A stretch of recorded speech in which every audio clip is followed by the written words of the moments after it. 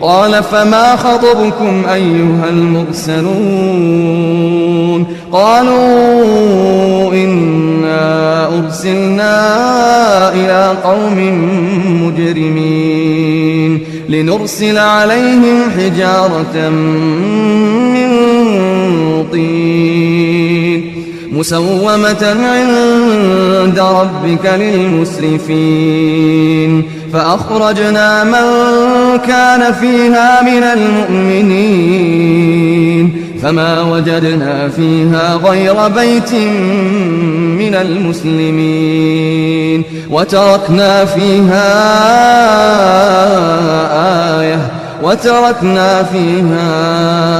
آية للذين يخافون العذاب الأليم وفي موسى إذ أرسلناه إلى فرعون بسلطان مبين فتولى بركنه وقال ساحر أو مجنون فأخذناه وجنوده فنبذناهم في اليم وهو مليم وفي عاد إذ أرسلنا عليهم الريح العقيم ما تذر من شيء أتت عليه إلا جعلته كالرميم وفي ثمود إذ قيل لهم تمتعوا حتى حين فعتوا عن أمر ربهم فأخذتهم الصاعقة وهم ينظرون فما استطاعوا من قيام وما كانوا منتصرين وقوم نوح من أعوذ بالله من الشيطان الرجيم بسم الله الرحمن الرحيم رب اشرح لي صدري ويسر لي أمري واحلل عقدة من لساني يفقه قولي واجعل لي وزيرا من أهلي رب زدني علما رب زدني علما رب زدني علما اللهم فقهنا في الدين اللهم فقهنا في القرآن اللهم اخلصنا لوجهك الکریم آمین یا رب العالمین۔ السلام علیکم ورحمۃ اللہ وبرکاتہ۔ پیارے دوستو، آج ہماری گفتگو کا محور ہوگا پارہ نمبر 27، جس کا آغاز ان الفاظ سے ہوتا ہے: حضرت ابراہیم علیہ السلام نے کہا، اے فرشتوں، تمہارا کیا مقصد ہے؟ انہوں نے جواب دیا، ہم گناہ گار قوم کی طرف بھیجے گئے ہیں۔ پارے کا اختتام ان لفظوں سے ہوا: سارا فضل اللہ ہی کے ہاتھ ہے، وہ جسے چاہے دے، اور اللہ ہے ہی بڑا فضل والا۔ یعنی آغاز میں وعید بن کر آنے والے فرشتوں کا تذکرہ اور اختتام میں فضل خداوندی ہمارے لیے بہت بڑا درس عبرت رکھتا ہے۔ اللہ ذوالجلال کی جانب سے ہمیشہ انسان کو اللہ کی جانب سے ہمیشہ انسان کو نصیحت میسر ہوا کرتی ہے۔ رب کی جانب سے عطائیں بھی مختلف، عظمتیں بھی، رحمت بھی، اور اللہ کی جانب سے برکت بھی، مگر یہ انسان ہے اکثر اپنی بدعمالیوں سے نعمت کو بھی وبال جان بنا لیتا ہے۔ اس پارے میں موجود تمام صورتوں کو دیکھیے: سورہ ذاریات، سورہ طور، سورہ نجم، سورہ قمر، سورہ رحمان، الواقعہ، الحدید، 20 پیغامات کے ساتھ تقریباً ہر صورت میں یہی پیغام ہے کہ رب کے انعامات کو پہچانو، اس سے قبل کہ دی ہوئی نعمت بہت بڑی وعید بن جائے۔ سب سے پہلے ہم سورہ ذاریات کو دیکھتے ہیں۔ اس میں 4 اقوام کا ذکر تھا، اور دنیا جہان کا کیا نہیں تھا ان کے پاس، مال، دولت، حکومت، سلطنت، سرداری، طاقت تھی، جوانی، مگر وہ یہ سمجھنے سے قاصر رہے کہ عبادت کے لائق اگر کوئی ذات ہے تو اللہ کی ذات، یہ انہوں نے نہیں پہچانا۔ آئیے ہم دیکھتے ہیں وہ کون سی 4 قومیں تھیں۔ سورہ ذاریات 36 سے لے کے 46 تک قومیں جو ہیں درج ذیل عذابوں سے ہلاک ہوئیں۔ یعنی ہمیں پتہ چلتا ہے کہ گزشتہ قومیں نبیوں کے پیغام کو رد کرنے کے بعد مندرجہ ذیل عذابوں سے دوچار ہوئی۔ نمبر 1 قوم لوط، ان پہ 4 طرح کے عذاب آئے۔ پکی ہوئی مٹی کے نشان زدہ پتھر، یعنی کہ ہر پتھر جس فرد کو مارا جانا تھا اس پہ اس کا نشان تھا کہ یہ پتھر کس کو لگنا ہے۔ نمبر 2، بستیوں کو تلپٹ کر دیا گیا، یعنی جبریل امین نے نیچے سے بستی کو اٹھایا اور آسمان پہ لے جا کے دوبارہ زمین پہ دے مارا۔ پھر اوپر سے پتھر برسائے گئے، شدید زلزلے سے پورا علاقہ الٹ دیا گیا۔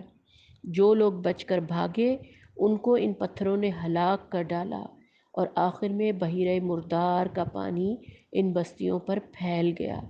یہ تھا ان کا انجام کہ انہوں نے نبیوں کے پیغام کو رد کیا۔ پھر فرعون کو دیکھتے ہیں، اس کو سمندر میں غرق کر دیا گیا۔ اس کے بعد قوم عاد، شدید گرم خشک آندھی جس نے لوگوں کو اٹھا اٹھا کر پٹخ دیا، مسلسل 8 دن اور 7 راتیں چلتی رہی اور پورا علاقہ تہس نہس کر دیا۔ پھر قوم سمود کا ذکر ہے، یعنی اس پہ رجفہ اور صاعقہ، رجفہ یعنی دہلا دینے والی اور ہلا مارنے والی آفت آئی، اور صاعقہ بجلی کی طرح اچانک ٹوٹ پڑنے والی آفت، کڑک اور زلزلے کے طرح جس کی خوفناک آواز تھی۔ قوم سمود اس خوفناک آواز سے، یعنی شاید آواز کی ویلوسٹی اتنی زیادہ ہوگی کہ ان کے کانوں کے پردے تک پھٹ گئے ہوں گے، تو یہ قوم بھی ہلاک ہو گئی۔ قوم نوح کا ذکر ہے، آخر میں چوتھی قوم نوح ہے، جو کہ غرق کر دیے گئے تھے، پانی میں غرق ہو گئے تھے وہ لوگ۔ اب ہم دیکھتے ہیں کہ اللہ ہمارا رخ درست کروا رہا ہے۔ آگے چلتے ہیں، یہ تو قومیں کا تذکرہ تھا۔ اب آیت نمبر 50 میں ہم دیکھتے ہیں کہ اللہ تعالیٰ ہمیں حکم دے رہا ہے کہ فَفِرُّوا إِلَى اللَّهِ، دوڑو اللہ کی طرف، ورنہ زندگی ضائع ہو جائے گی۔ یہ دوڑ جنت کی طرف ہے، وگرنہ دوڑتے دوڑتے دوزخ کے گڑھے میں جا پڑو گے۔ اگر اللہ کی طرف نہیں دوڑو گے تو دوڑتے دوڑتے جہنم کے گڑھے میں جا گرو گے۔ آگے ہم دیکھتے ہیں سورہ طور شروع ہوتی ہے اور آیت نمبر 11 سے 16 تک ہم کیا دیکھتے ہیں کہ رویہ ایک طرح کا سامنے آ رہا ہے کہ جس طرح لوگ آج جہنم کا، مولویوں کا ڈراوا کہہ کر منہ موڑ لیتے ہیں نا، تو یعنی منہ نہیں موڑنا چاہیے اللہ کی آیات سے، اللہ کی نشانیوں سے۔ آئیے ہم دیکھتے ہیں، اس منہ موڑنے پر اللہ تعالیٰ نے عذاب کی ہمیں واضح کر کے بتا دیا کہ تباہی ہے اس روز جھٹلانے والوں کے لیے جو آج آخرت کی بات کو مذاق میں اڑا دیتے ہیں۔ نقشہ نہایت واضح کر کے بتا دیا اللہ نے۔ وہاں جب نار جہنم آنکھوں کے سامنے ہوگی تو پوچھا جائے گا اب بتاؤ یہ جادو ہے یا تمہیں سوجھ نہیں رہا، جاؤ اب جھلسو اس کے اندر، تم خواہ صبر کرو یا نہ کرو تمہارے لیے یکساں ہے۔ یہ آیت نمبر 16 کا ترجمہ ہے۔ نیز یہ کہ ذلت کا پہلو نمایاں ہے، ذلت ہوگی نا جب اللہ کا ایسا غصے بھرا حکم آئے گا کہ جاؤ جھلسو اب تم اس جہنم میں، تو یہ ذلت ہی ہے نا، جس دن انہیں دھکے مار مار کر نارے جہنم کی طرف لے جایا جائے گا۔ یہ آیت نمبر 13 میں اللہ تعالیٰ نے بتایا۔ اہل جہنم کے بعد اب اللہ تعالیٰ ہمیں اہل جنت کے لیے بشارتیں دے رہے ہیں، اور یہ تقریباً 19 سے لے کے اور 24 نمبر آیت تک ہم دیکھ لیتے ہیں۔ جیسے اخبارات میں ہم روزانہ بڑے بڑے بینکوں کے اشتہار دیکھتے ہیں نا، کہ ہمیں یعنی اٹریکٹ کرنے کے لیے اللہ تعالیٰ دنیا میں اشتہارات دیے جاتے ہیں، اسی طرح اللہ تعالیٰ ہمیں اس قرآن میں یہ خوشخبریاں دے دے کر نا جنت کے لیے اٹریکٹ کروا رہا ہے، ہمیں بتا رہا ہے کہ تمہیں وہاں پہ یہ ملے گا، یہ ملے گا۔ تو آئیں ذرا دیکھتے ہیں کہ کون کون سی نعمتیں ملیں گی۔ نمبر 1، سب سے پہلے دوزخ سے بچا لیے جائیں گے، اور یہی سب سے بڑی نعمت ہے کہ آگ اور دنیا کے تمام شرور جو یہاں پہ یکجا ہے نا، اللہ تعالیٰ ان سب سے بچا لے گا ہمیں۔ پھر نمبر 2 پہ اللہ تعالیٰ کیا کہتا ہے کہ جنت میں کھاؤ پیو مزے سے، یعنی ایک دنیا کے مزے ہیں کھانے پینے کے لیے۔ آج دنیا میں یہی مزے ہیں نا، ہم محسوس کرتے ہیں کہ فلانے برانڈ کا کھا لیا، فلانے ہوٹل کا کھا لیا، اس کا ذائقہ اس کا ذائقہ، یعنی کھانے پہ ہی دنیا پلی پڑی ہے۔ تو وہاں پر اللہ تعالیٰ بس خواہش کرنی ہوگی، اعلیٰ ترین شراب جو نہ بہکانے والی ہوگی نہ گناہ آلود ہوگی، حسب خواہش حسب ذائقہ بہترین آپ کو کھانا ملے گا۔ یہ سورہ طور آیت نمبر 19، 22 اور 23 کی میں نے آپ کو ریفرنس دیے ہیں، اور اسی میں یہ تمام باتیں بتائی گئی ہیں۔ تیسرے نمبر پر ہمیں بتایا گیا ہے آمنے سامنے تختوں پر تکیے لگائے بیٹھے ہوں گے۔ آپ یہ دیکھیں کہ وہ تخت دنیا کے تمام تختوں سے خوبصورت ہوں گے، بلکہ تخت بادشاہوں والے، آرام دہ، حسین کاؤچیز۔ نمبر 4 پہ کیا ملے گا جنت میں؟ خوبصورت آنکھوں والی حوریں، اللہ تعالیٰ ان سے شادیاں کروا دیں گے۔ جو لوگ دنیا میں نگاہ بچانے اور چاہت کے باوجود حیا اور پاک دامنی کا اختیار کرتے ہیں نا طریقہ کار، تو پھر ان کو خوبصورت آنکھوں والی حوریں ملیں گی جنت میں۔ 5ویں نمبر پر ہے، اللہ فرماتے ہیں اہل ایمان اور ان کی اولاد جو کسی درجے ایمان میں ان کے نقش قدم پر چلی ہوگی، ان کو یکجا کر دیا جائے گا۔ سبحان اللہ! یعنی انسان اس دنیا میں اپنی اولاد کے غم میں ہی مرا جاتا ہے نا، فکریں اس کو کھائے جاتی ہیں، تو اللہ تعالیٰ اس کی سب سے قیمتی اور پسندیدہ چیز اولاد کے بارے میں کہہ رہا ہے کہ جنت میں اگر کوئی ایمان والی اولاد ہوگی جو تمہارے پیچھے چلتی ہوگی تو اس کو جنت میں تم سے ملا دے گا اور اکٹھا کر دے گا۔ یہ آیت نمبر 21 طور میں آپ دیکھ سکتے ہیں۔ نمبر 6 پر ہے، خوبصورت موتیوں جیسے لڑکے ان کے خدمت گار ہوں گے، الطور آیت نمبر 24۔ یہ بھی جنت کی ایک نعمت ہے، لہٰذا جنت وہ جگہ ہے جس کی ہر شے بے مثل ہے۔ اور کہا جاتا ہے نا کہ ہم اپنے اعمال کے بدلے رہن ہیں، یعنی انسان اپنے اعمال کے بدلے رہن ہے، کہ اللہ تعالیٰ نے جو کچھ اس دنیا میں عطا کیا ہے نا، نعمتیں، قوتیں، صلاحیتیں، یہ ایک قرض ہے اور ہمارا نفس اللہ کے حضور رہن رکھا گیا ہے۔ عطا کردہ اسباب اور نعمت سے نیکیاں کما کر ہم اس قرض کو ادا کر سکتے ہیں اور اپنے نفس کو چھڑوا کر جنت میں جا سکیں گے، ورنہ جان ضبط کر کے جہنم میں پھینک دی جائے گی۔ یہ تھا جنت کے لیے ہماری اٹریکشنز۔ اور اس کے بعد اللہ تعالیٰ آیت نمبر 26 میں بتا رہے ہیں کہ اہل جنت نے جنت کو کیسے پانا ہے، کس طرح پائیں گے۔ یعنی وہ لوگ جو دنیا میں کیسی زندگی وہ گزاریں کہ وہ جہنم سے بچ جائیں اور جنت میں چلے جائیں۔ 3 خوبیاں اللہ تعالیٰ نے ہمیں بتائی ہیں آیت نمبر 26 میں۔ اپنے گھر والوں میں اللہ سے ڈرتے ہوئے زندگی بسر کرتے تھے، یعنی دنیا کی عیش میں کھو کر آخرت بھلا کر رہنے والے نہیں تھے، ہر کام کرتے تھے دنیا کے لیکن اللہ سے ڈرتے ہوئے۔ نمبر 2، اللہ نے فضل فرمایا، یعنی اپنا کام کر کے اپنے اعمال پہ بھروسہ نہیں کرتے تھے، ہر لمحہ اللہ کے فضل کے طلبگار رہتے تھے۔ آیت نمبر 27 میں یہ ہمیں بتایا، سورہ طور۔ نمبر 3، پچھلی زندگی میں اسی کو پکارتے تھے، اسی سے دعائیں مانگتے تھے، یعنی زندگی شرک سے پاک تھی، درباروں، مزاروں اور غیر اللہ کے آگے ہاتھ نہیں پھیلاتے تھے۔ یہ بھی بہت بڑی بات ہے جنت میں جانے کے لیے کہ جو لوگ آج اس دنیا میں شرک نہیں کرتے، درباروں اور مزاروں پہ جا کے دعائیں نہیں مانگتے، اللہ پھر جنت تو انہیں کو ہی دے گا نا۔ آگے چلتے ہیں، سورہ طور آیت نمبر 48 میں ہم دیکھتے ہیں کہ اپنے رب کا فیصلہ آنے تک صبر کرو، تم ہماری نگاہ میں ہو، یعنی اللہ تعالیٰ ہمیں ہر حالت میں، ہر امتحان، ہر آزمائش میں ہمیں دیکھ رہا ہے، ہم تنہا نہیں ہیں۔ اللہ کے حکموں پر ڈٹے رہو، اللہ کا فیصلہ موت بھی ہو سکتی ہے، یعنی آخری لمحے تک اسلام پر مضبوطی سے جمے رہو، اللہ کی مدد اور نصرت بھی ہو سکتی ہے۔ اللہ کی نماز، تسبیح، اس کا اہتمام کرتے رہے، نماز ہی صبر کا سامان کرتی ہے اور اللہ سے تعلق کو مضبوط بناتی ہے، اور قرآن ہمیں روشنی عطا کرتا ہے۔ ان 2 چیزوں کو آپ پکڑے رکھیں، منزل آپ کی پھر جنت ہی ہوگی انشاءاللہ۔ آگے شروع ہوتی ہے سورۃ النجم۔ سورہ نجم میں آیت نمبر 3 سے 4 میں ہمیں کیا بتا رہے ہیں اللہ پاک، نبی کریم صلی اللہ علیہ وسلم کی زبان مبارک سے نکلنے والی ہر بات اللہ کی پسند سے ہے اور حق ہے۔ جی ہاں، وہ اپنی خواہش نفس سے نہیں بولتا، یہ تو ایک وحی ہے جو اس پر نازل کی جاتی ہے۔ آیت نمبر 4، یعنی قرآن جو حرفاً اللہ کی طرف سے نازل کرتا ہے، اس کے علاوہ جو بھی بات نبی پاک صلی اللہ علیہ وسلم فرماتے تھے وہ وحی کے نور کی روشنی اس میں شامل ہوتی تھی، یعنی آپ کی زبان مبارک سے کوئی بھی بات نجی زندگی میں بھی اگر خلاف حق ہوتی تو اللہ تعالیٰ ٹوک کر اصلاح کر دیتے تھے۔ کئی باتیں ایسی بھی آپ کی زندگی میں آئیں جن پر اللہ نے آپ کو ٹوک کر آپ کی اصلاح بھی فرمائی ہے۔ اور آپ صلی اللہ علیہ وسلم نے ایک دفعہ فرمایا میں کبھی حق کے سوا کوئی بات نہیں کہتا، اسے مسند احمد نے روایت کیا۔ حضرت عبداللہ بن عمر کو آپ صلی اللہ علیہ وسلم کا یہ فرمانا کہ تم لکھے جاؤ، اس ذات کی قسم جس کے ہاتھ میں میری جان ہے، میری زبان سے کوئی بات حق کے سوا نہیں نکلتی۔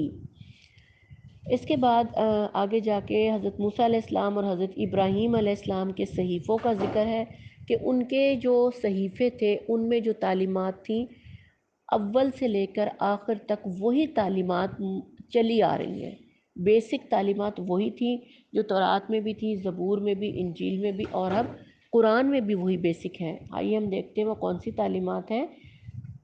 یہ نہایت اہم بنیادی اصول ہیں جو اٹل ہیں اور نیک اور بد سب کے لیے ہیں۔ 7ویں صدی سے لے کر 21ویں صدی تک جتنے بھی پیغمبر آئے، یعنی اس سے پہلے بھی اور اس سے بعد میں بھی، ان سب کا ایک ہی جو ہے تعلیمات تھیں۔ نمبر 1، کوئی بوجھ اٹھانے والا کسی دوسرے کا بوجھ نہیں اٹھائے گا۔ سورہ نجم 38 میں آپ دیکھیں، یہ اعمال کا بوجھ ہے، یعنی ہر فرد اپنے اعمال کا تنہا جواب دہی کرے گا، اپنے کیے کا پھل خود پائے گا یا سزا بھی خود ہی بھگتے گا۔ اس میں یہ نہیں ہوگا کہ اپنا بیگ، سفری بیگ میاں یا بچوں کے کندھے پہ لاد دو اور خود ہلکے پھلکے ہو کر چلو، اپنے گناہوں کا بوجھ خود ہی اٹھانا پڑے گا۔ گویا یہ گندگی کا بوجھ ہے جسے بانٹنے کے لیے کوئی تیار نہ ہوگا۔ یعنی عورتیں جو آج دنیا میں بہت سے بوجھ اپنے شوہروں کے کندھوں پہ رکھ کے چلاتی ہیں نا بندوق، کہ یعنی کہ ہم تو یہ شوہر کے لیے کرتے ہیں، یہ والدین کے لیے کرتے ہیں، پردہ نہ کرنے کا دوش دیتی ہیں وہ والدین اور شوہر کو، حالانکہ یہ کل آپ کو پتہ چل جائے گا کہ آپ نے خود ہی اپنا بوجھ اٹھانا ہے آگے جا کے جو آپ کر رہی ہیں۔ اس کے بعد ہے نمبر 2، انسان کے لیے کچھ نہیں ہے مگر وہ جس کی اس نے سعی کی۔ دیکھیں آپ، دنیا کا بھی یہی اصول ہے کہ جو بو گے وہ کاٹو گے، سعی کے بغیر یعنی کوشش کے بغیر کچھ نہیں ملتا۔ جس چیز کی آپ کوشش کرو گے آپ کو وہی چیز ملے گی۔ یعنی خواہش کا چاہے کتنی بھی نیک نیتی کیوں نہ ہو، خواہش ارادے میں ڈھلتی ہے اور ارادہ عزم بنتا ہے اور عزم عمل میں بدلتا ہے۔ یہ نہیں ہو سکتا کہ آپ ہانڈی میں دال ڈال کر چولہے پر رکھ دیں اور سرانے کھڑے ہو کر پھر وظیفے پڑھتی رہیں کہ بریانی بن جائے گی۔ بریانی نہیں بنے گی، جس چیز کی آپ نے کوشش کی ہے وہی چیز بنے گی۔ اسی طرح آخرت کمانے کے لیے سعی اور جد و جہد قرآن اور سنت کے مطابق ہوگی تو جنت ملے گی۔ یہ نہیں ہو سکتا کہ آپ نے جانا پشاور ہے اور ٹکٹ آپ لاہور کا لے لیں تو پشاور تو نہیں نہ پہنچیں گے آپ۔ جو اعمال کریں گے، دوزخ میں جانے والے اعمال کریں گے اور خواہش جنت کی رکھیں گے تو ایسا کچھ نہیں ہوگا۔ اس کے بعد ایک اور اصول جو ان صحیفوں میں تھا وہ یہ کہ آخر کار پہنچنا تیرے رب ہی کے پاس ہے۔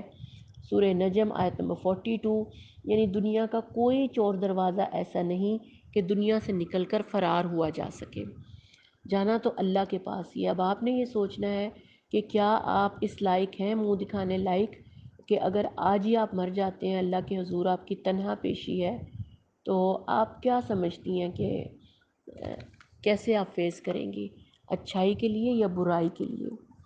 نمبر 5 پہ یہ اصول تھا جو حضرت موسیٰ اور ابراہیم کو بھی دیا گیا، اسی نے رلایا اسی نے ہنسایا، یعنی خوشیاں اور غم اسی کی طرف سے ہیں، اور بنیادی عقیدہ یہی ہونا چاہیے، والقدر خیرہ وشرہ من اللہ تعالی، یعنی تقدیر کی اچھائی اور برائی اللہ ہی کی طرف سے ہے۔ سارے یہی اصول سارے توہمات کی جڑ کاٹ دیتا ہے، یعنی کالی بلی راستہ کاٹے یا سفید، اس سے کوئی فرق نہیں پڑتا، دائیں آنکھ پھڑکے یا بائیں آنکھ، یہ تو صرف عضلات کی حرکت ہے۔ قسمت آنکھوں کے پھڑکنے پر معلق نہیں ہوتی، صبح اٹھ کر کس کا منہ دیکھا تھا، یہ لغو باتیں ہیں۔ ساری باتیں اسی ایک چیز سے جڑ یہیں سے بنتی ہے کہ اللہ تعالیٰ نے جو تقدیر میں لکھ دیا وہی آپ کے ساتھ ہونا ہے۔ رسول صلی اللہ علیہ وسلم نے فرمایا، کوئی مرض متعدی نہیں اور نہ ہی کوئی ستارہ مؤثر ہے، نہ سفر کا مہینہ منحوس ہے، اسے صحیح مسلم نے روایت کیا۔ لہٰذا اپنے دل و دماغ کو ہر وہم اور شکون سے پاک کر کے پرسکون زندگی گزاریے۔ ساری امیدیں، سارے خوف، ساری دعائیں اللہ ہی کے در سے وابستہ ہیں۔ نمبر 6 اللہ نے ایک اور اصول بتایا، اسی نے موت دی اسی نے زندگی۔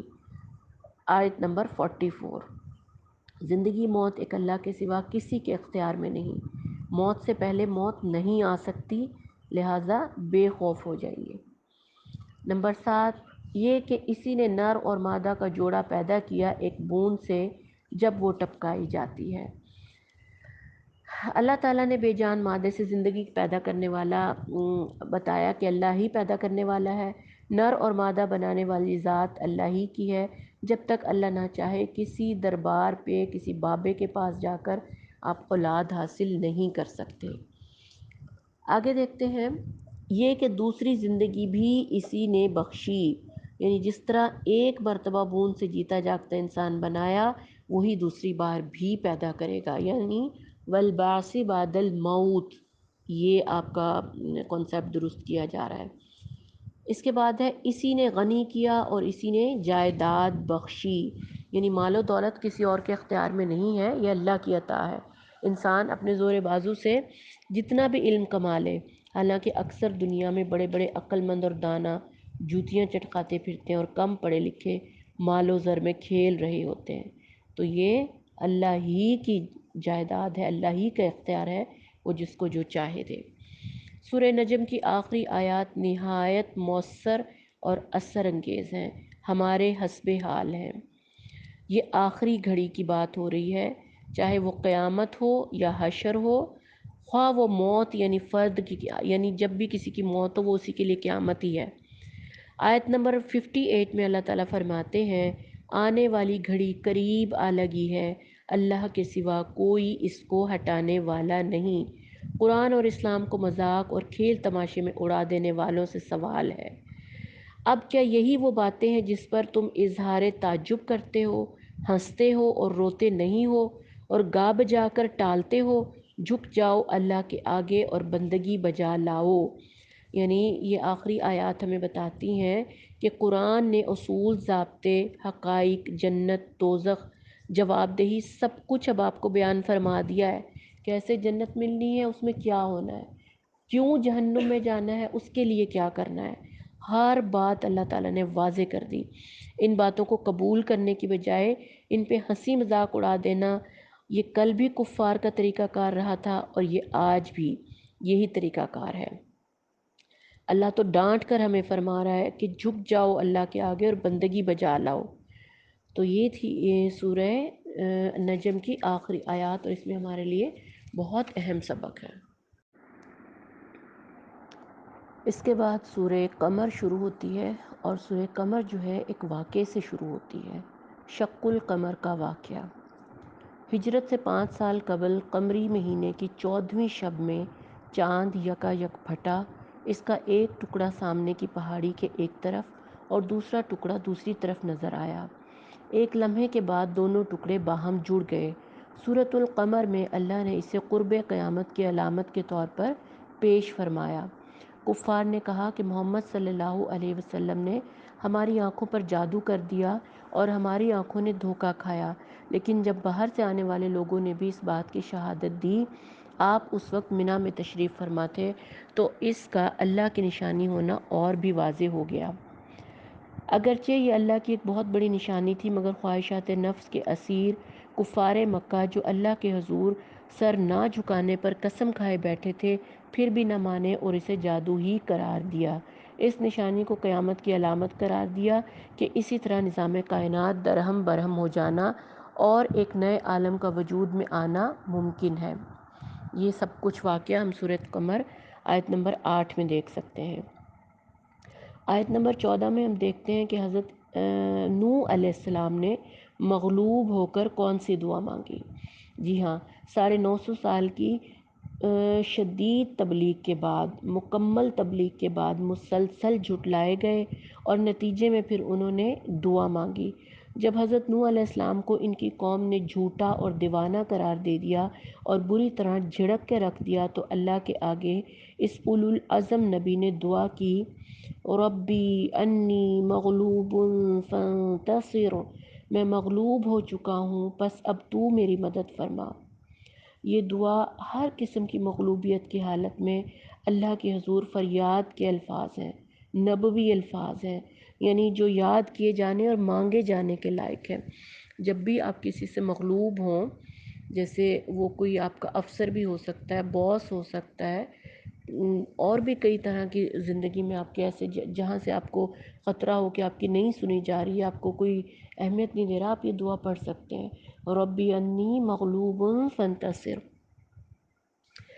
اس کے بعد سورہ قمر آیت نمبر 17، 22، 32 اور 40، یعنی ایک تسلسل سے ایک ہی آیت کو دہرایا گیا۔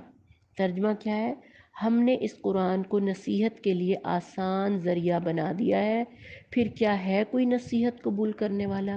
یعنی ایک ہی صورت میں 4 دفعہ یہ آیت آئی ہے، وَلَقَدْ يَسَّرْنَا الْقُرْآنَ لِلذِّكْرِ فَهَلْ مِن مُدَّكِرٍ، یعنی قوم نوح، عاد، سمود، لوط پر ٹوٹ پڑنے والے عذاب گنوائے گئے، اور پھر اس کے بعد یہ سوال بار بار دہرایا جا رہا ہے کہ یہ سارے عذاب سہنا آسان ہے یا قرآن کی نصیحت قبول کرنا آسان ہے، کہ دنیا اور آخرت کے عذاب سے بچ جانا آسان ہے۔ گزری قوموں کے احوال، رویے اور نتائج پہلے سامنے رکھیں، انبیاء کی دعوت کو جھٹلانا اور کھیل تماشوں میں گم ہو جانے والے حق کا مذاق اڑانے والے انہی انجاموں سے دوچار ہوئے۔ پھر اللہ تعالیٰ کہتے ہیں کہ کیا ہم نے اس قرآن کو نصیحت کا ذریعہ بنایا ہے؟ تم نے سیکھی ہے کوئی نصیحت؟ کیا ہے کوئی نصیحت قبول کرنے والا؟ یہ بڑی خاص آیت ہے، اس کو اپنے قرآن میں انڈرلائن کیجئے۔ اس کے بعد سورہ رحمان شروع ہوتی ہے، اور سورہ رحمان جو ہے اس کی ابتدا ہی اس حقیقت کو بیان کرتی ہے کہ اللہ تعالیٰ نے انسان کو پیدا کیا، اسے بولنا سکھایا، بہترین انسان بنایا اور اپنی صفت رحمت سے منسوب کیا۔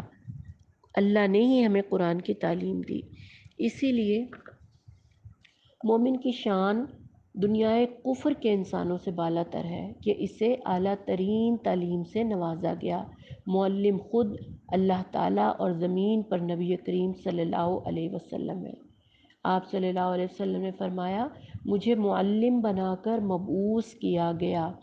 قرآن اور سنت میں بہترین تربیت، حکمت اور دانائی موجود ہے، جسے حاصل کر کے صحابہ کرام رضی اللہ عنہم دنیا کی مہذب ترین قوم کا درجہ پا گئے، اور انہوں نے گھر سے حکومت کے ایوانوں اور میدان ہائے جنگ تک اعلیٰ ترین کردار پیش کیا۔ اللہ ہمیں بھی بہترین صفات کا وارث بنائے۔ اس کے بعد بار بار اللہ تعالیٰ پوچھتا ہے تم اپنے رب کی کن کن نعمتوں کو جھٹلاؤ گے؟ یہی سورہ رحمان کا امتیازی وصف ہے۔ قرآن جب پڑھا جائے تو توجہ سے پڑھیں، اللہ کے سوالوں کے جواب دیں، اور اس کے ڈراووں پر پناہ مانگیں، اور اس کی بشارتوں پر دعائیں مانگیں۔ یہی طریقہ ہوتا ہے قرآن پڑھنے کا، کہ جہاں کوئی خوشخبریاں آئیں اللہ سے وہ مانگیں وہ نعمتیں، جہاں اللہ ڈراوے دے رہا ہے تو پناہ مانگیں۔ یہاں بھی جنات نے ہمیں اس آیت کا جواب دینا سکھایا کہ نبی کریم صلی اللہ علیہ وسلم کے فرمان کے مطابق جب جنات نے آپ صلی اللہ علیہ وسلم کی تلاوت سنی تو جواب دیا، انہوں نے کیا جواب دیا؟ ہم اپنے رب کی کسی نعمت کو نہیں جھٹلاتے۔ کتنا ماشاءاللہ انہوں نے، یعنی کہ انسانوں نے اگر جواب نہیں دیا تو جنات نے دیا۔ اب سوال یہ ہے کہ نعمتوں کو تو کوئی نہیں جھٹلاتا، سبھی جانتے ہیں کہ یہ اللہ کی بخشش ہے، لیکن جھٹلانے کے انداز مختلف ہیں۔ یعنی ایک طبقہ تو ایسا ہے کہ کہ اللہ کا کلیتاً انکاری ہے، کہتا ہے کہ دنیا ایک اتفاقی حادثہ ہے جس کے اوپر کوئی قوت نہیں، یہ فرقہ اللہ کو تسلیم نہیں کرتا،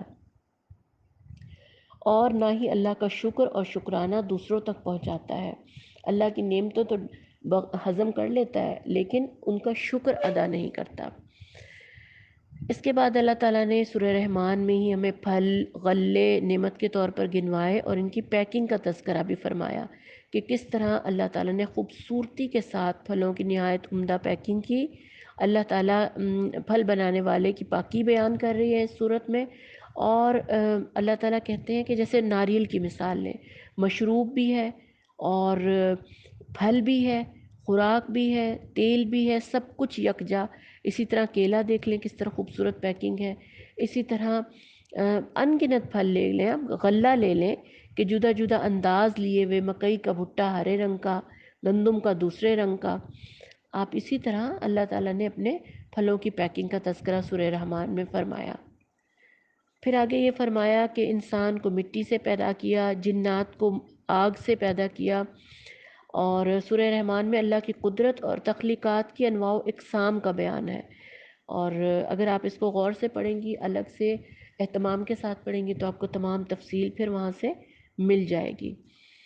سورہ رحمان میں ہی اللہ تعالیٰ دونوں مشرقین اور مغربین کا ذکر کر رہے ہیں کہ کس طرح ایک ہی سمندر میں میٹھا پانی بھی ہے اور کڑوے کسیلے پانی کا بھی منبع ہے، اور دونوں باہم ملتے بھی نہیں ہیں۔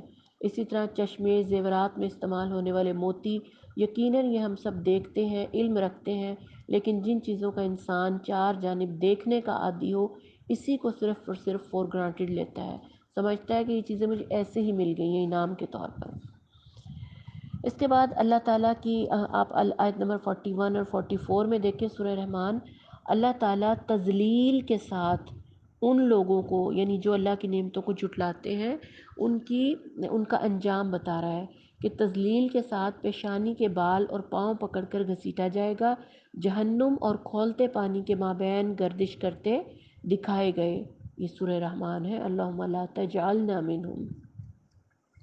اسی طرح جو لوگ نعمتوں کو جھٹلاتے ہیں، اس کے ساتھ ساتھ نعمتوں کا حق ادا کرنے والے کے لیے جنت کے زبردست مزے دکھائے ہیں اللہ تعالیٰ نے، کہ شہانہ ٹھاٹ باٹ کی حامل جنتیں، لدے ہوئے باغ، پانی کے چشمے، پھلوں کی اقسام، ڈالیوں پر لدی ہوئی ریشم کے غلافوں والے تکیے، خوبصورت اور باحیا عورتیں۔ یہ آیت نمبر 46 اور 58 تک آپ کو یہ تمام تفصیل مل جائے گی۔ اس کے بعد اللہ تعالیٰ نے جنتی عورت کی خصوصیت سے ایک خاص صفت کا ذکر کیا ہے۔ جی ہاں، شرمیلی نگاہوں والیاں، یعنی حیا دار عورت، مومنہ صالحہ، دنیا میں بھی بے باک نہیں ہوتی، حیا سے عاری نہیں ہوتی، آخرت میں بھی اس کا یہی وصف بیان کیا، حیا کا اظہار نگاہ سے ہوتا ہے۔ اسی لیے اللہ تعالیٰ نے سورہ نور میں بھی اور اس دنیا میں مومن مردوں کو نیچی نگاہ رکھنے کا حکم دیا، اور آخرت میں بھی اسی وصف کا اظہار ہوگا۔ اس کے بعد آیت نمبر 60 میں جنت کا طویل تذکرہ اللہ نے کیا کہ نیکی کا بدلہ نیکی کے سوا کیا ہے۔ اہل ایمان نے دنیا کی زندگی میں رب کی رضا پانے کے لیے جو قربانیاں دیں، اللہ تعالیٰ ان کے لیے کیسے کیسے انعامات لیے ہوئے ہے، اور جنتیوں کو ہر چیز وہاں پہ ملے گی۔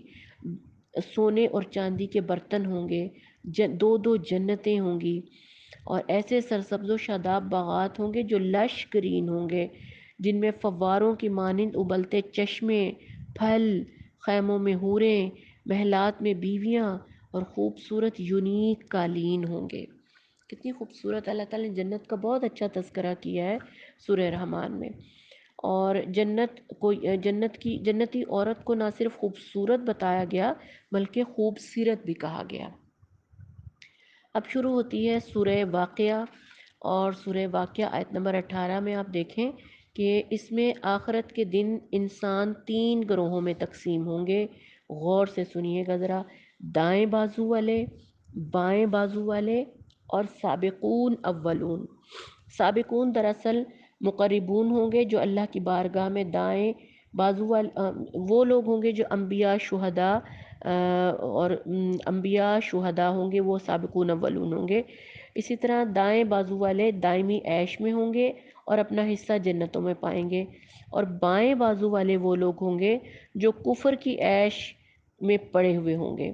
یعنی ابدی زندگی کے حسین نقشے ہمیں سورہ واقعہ میں مل جائیں گے۔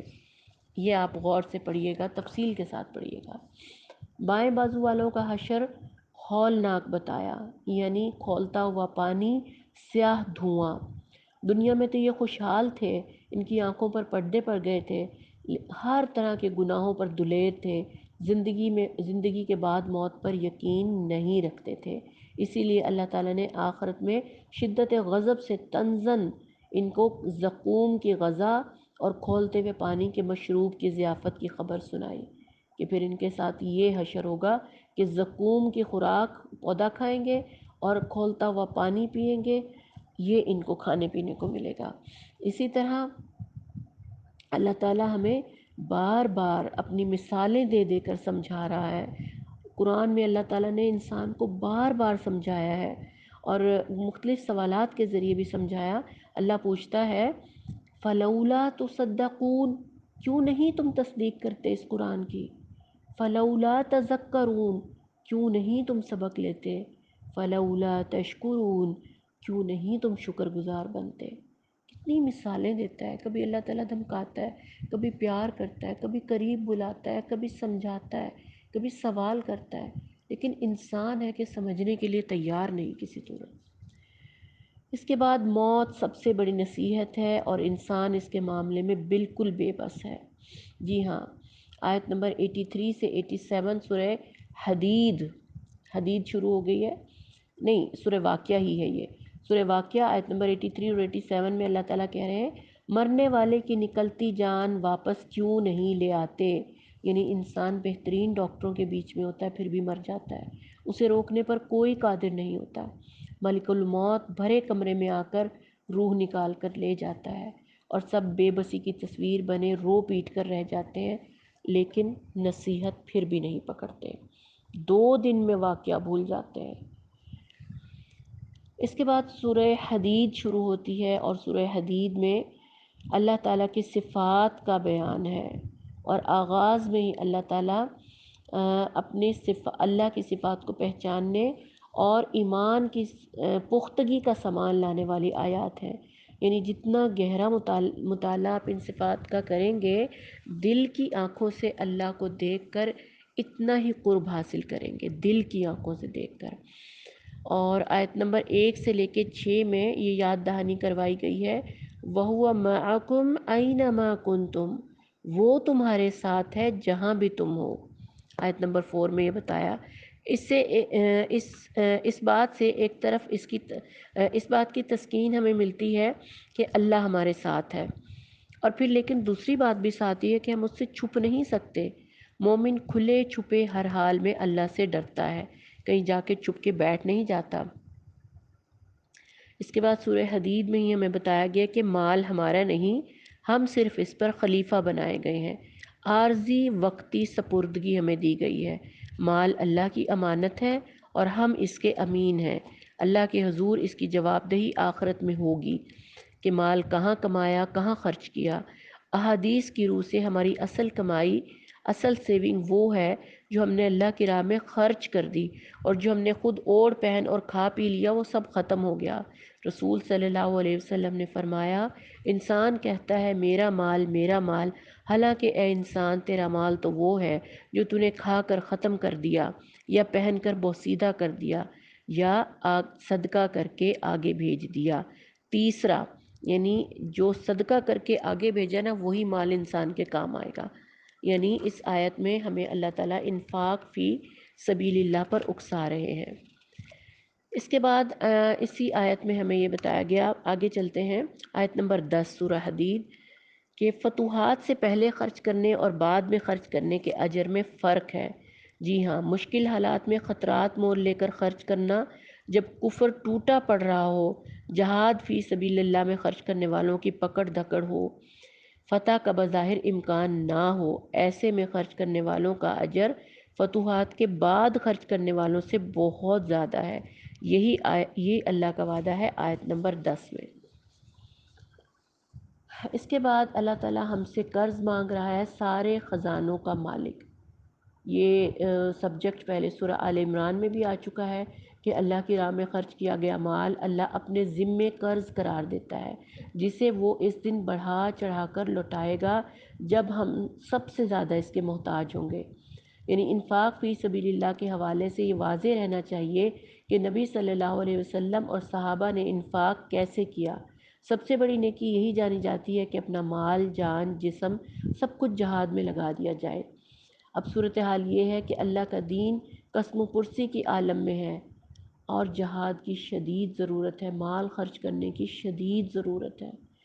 آپ اپنے چاروں طرف دیکھ لیں، فلسطین میں، کشمیر میں، افغانستان میں، ہر طرح کے جہاد، مال کا جہاد، جان کا جہاد، ہر طرح کی جہاد کی ضرورت ہے۔ آیت نمبر 12 سورہ حدید میں اللہ تعالیٰ بتا رہے ہیں کہ آخرت کے دن اہل ایمان کا نور کیا ہوگا۔ جی ہاں، ایمان اور اعمال صالح، ایمان اور اعمال صالح نور کی شکل میں ڈھل جائیں گے، ہر طرف تاریکی ہوگی اور صرف اپنے اعمال کا نور ہوگا۔ وضو والوں کے، نمازیوں کے اعضاء وضو سے چمک رہے ہوں گے، اعمال کے بقدر نور ہوگا۔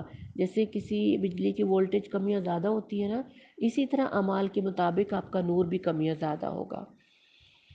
اس کے بعد آیت نمبر 13 میں منافقین کا طویل تذکرہ ہے کہ وہ نور سے محروم ہوں گے۔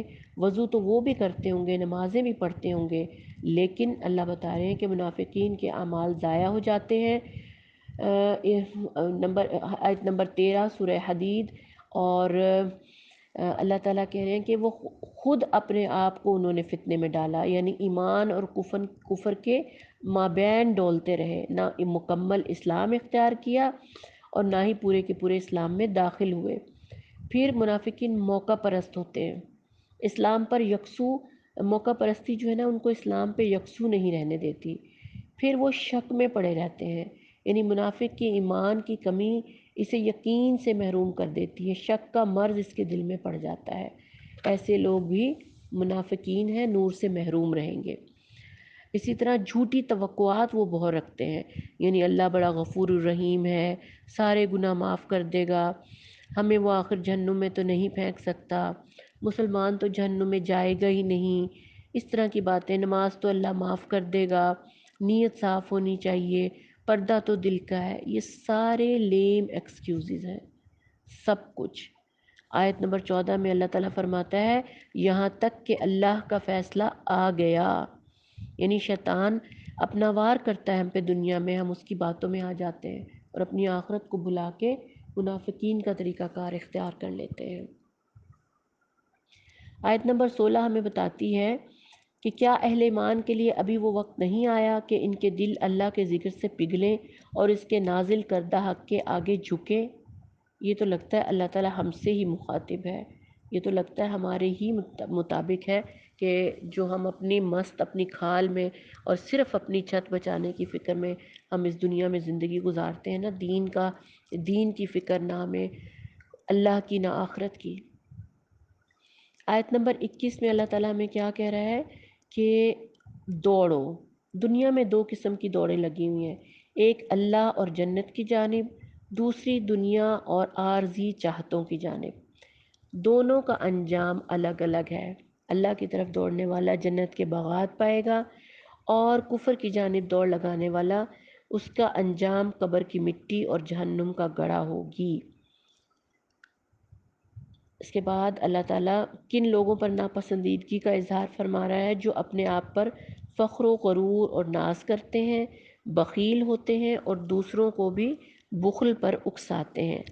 یہ بھی دراصل اللہ تعالیٰ منافقین پر اپنی ناراضگی ظاہر کر رہے ہیں، جو اکڑ اکڑ کر دکھاتے ہیں، مخلص سادہ اہل ایمان کو بخل سکھاتے ہیں اور اسلام کی راہ سے بھٹکا دیتے ہیں۔ اس کے بعد اللہ تعالیٰ اہل ایمان کو مصائب پر دل شکستہ نہ ہونے پر تقدیر کا حوالہ دے رہے ہیں، یعنی کہ جو کچھ ہماری زندگیوں میں ہوتا ہے وہ سب ایک طے شدہ تقدیر اور منصوبے کا حصہ ہے۔ اللہ تعالیٰ کہتے ہیں کہ اگر اللہ تعالیٰ ہماری ایسی تربیت نہ کرتے نا تو اللہ تعالیٰ کی عنایات بندے کو آپے سے باہر کر دیتی۔ اللہ تعالیٰ نے ہر پہلو سے ہماری تربیت کی ہے۔ آیت نمبر 25 میں ہم دیکھتے ہیں کہ اللہ نے رسول، ہدایت، کتاب اور میزان کے ساتھ خصوصی تذکرہ ان سب چیزوں کا فرمایا۔ اب ہم یہ دیکھتے ہیں کہ خاص طور پر لوہے کی خصوصیت کا ذکر فرمایا اللہ نے۔ لوہے کا تذکرہ سورہ حدید میں خاص طور پہ آیا کیونکہ لوہا جنگی قوت کی علامت ہے، اور نبی کریم صلی اللہ علیہ وسلم سے جس دور کا افتتاح کروایا جا رہا تھا وہ آگے چل کر سائنس اور ٹیکنالوجی کے علوم یا ایکسپلوژنز کا دور تھا، جس میں اسلحے کے پیچھے لوہے کی قوت ہی کار فرما ہے۔ اسلام درویشی یا رہبانیت کا نہیں، جہاد اور حکمرانی اور اللہ کی سپر پاوری قائم کرنے کا دین ہے، مکمل دین جو بزور بازو تمام ادیان پر غالب آ جائے۔ اسی لیے آگے اللہ کی صفات قویٌ عزیزٌ آئی ہیں۔ اچھا یہ بات مجھے پتہ چلی تو میں بھی بڑی حیران ہوئی، مجھے بھی یہ بات فرسٹ ٹائم قرآن سے پتہ چلی کہ لوہا زمین پر نہیں اگتا بلکہ آسمان سے برستا ہے۔ زمین پہ لوہا کسی چیز سے نہیں پیدا ہوتا بلکہ اللہ تعالیٰ لوہا آسمان سے برساتا ہے۔